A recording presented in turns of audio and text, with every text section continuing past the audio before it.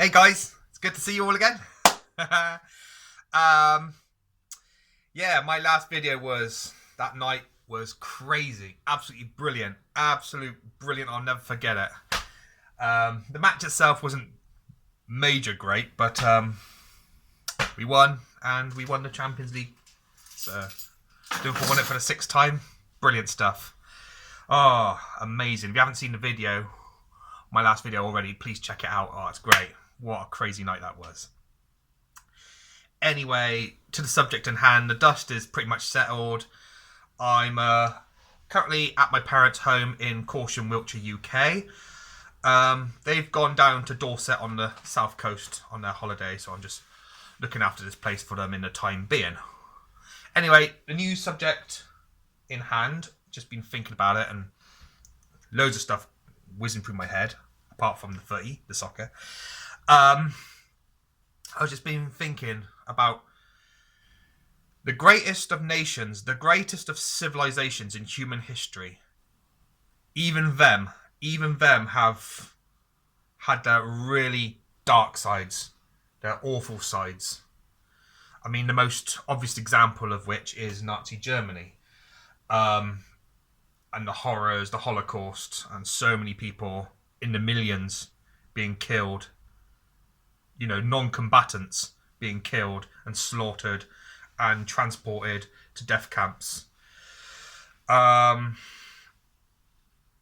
know, and you think of Germany, you think of their history and their culture going back for the centuries and how great it was and how rich it was, and you think to yourself, how does a civilization that brought fantastic, beautiful architecture, beautiful art and music and poetry and science and technology, how did they go from that all the way to that?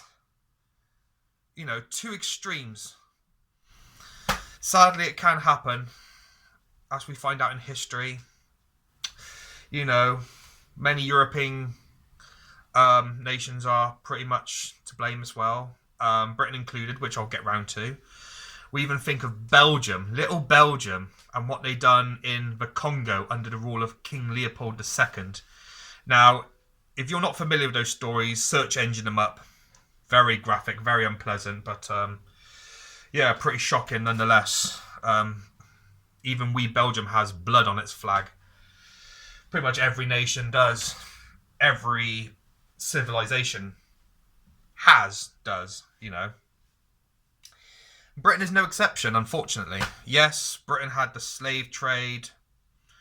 But when we say the British did this, the British done that, the British made 1.5 million Irish leave them to starve. I mean, this is just going down to a very few thousand people. Because the vast majority of British people were under horrendous poverty that you can't even begin to imagine in this day and age. Okay? Sadly, Britain, even in the past 50 years alone, has really, really gone downhill in many respects. We think of all those scandals involving care homes and institutions. You know, I won't go into it, but you know the ones. We think of the scandal of the girls being groomed by Muslim gangs in Rotherham and Keighley and Rochdale and Sheffield and Bristol. Horrendous, absolutely horrendous. And I'm not Muslim bashing here, because we think of what the things the Catholic Church have done, Britain and Ireland especially. We think of Anglican abuse towards children and vulnerable people. We think about all the injustices, all those horrific injustices, Hillsborough disaster. We think of what happened in Orgreave with the miners. We think of what happened with, you know, you think of Grenfell Tower victims. They're still being left behind. It's terrible what is going on with our nation. It's getting to this. You know, neighbours not speaking to one another. So many good kids Good, bright kids in schools just being left behind because they're from the wrong side of the tracks. It happened to myself. It happened to myself. And it will always affect me. Hence why I do these videos. Do you know what I mean? It's not because it's a left wing, a right wing, a blah, blah, blah thing. You know, I'm not affiliated to any political party or pressure group or anything. This is just coming from the heart, yeah? How come is it that you have a guy who would rather give a job to a lazy son of a golfing buddy rather than a good bloke with a good CV who's got 2 kids and a wife and is really hard up and is struggling to pay the mortgage because he lost his other job?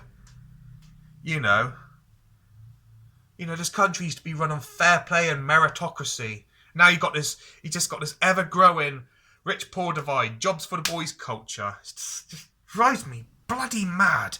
We are better as a nation. We are much better than that.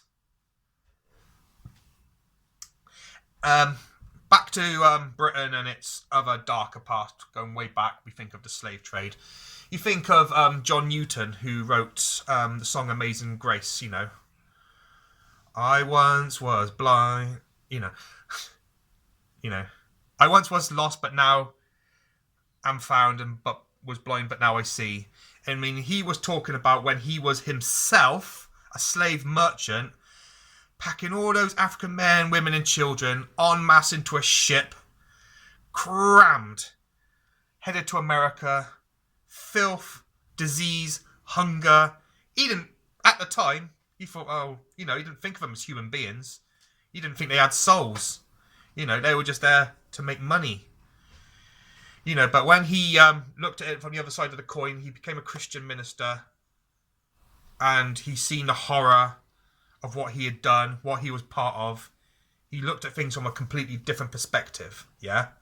He met a young MP called William Wilberforce, and they helped in turn abolish the slave trade, which was back then was just seen, it was seen as all right. It was just, no big deal. But then attitudes slowly start to change, and this needs to happen in modern Britain. Let's stop leaving our poor, marginalised kids, troubled kids. Let's start to turn the tide in Britain 2020s, yeah? Yeah, America, all the rest, Europe, but Britain 2020s in particular,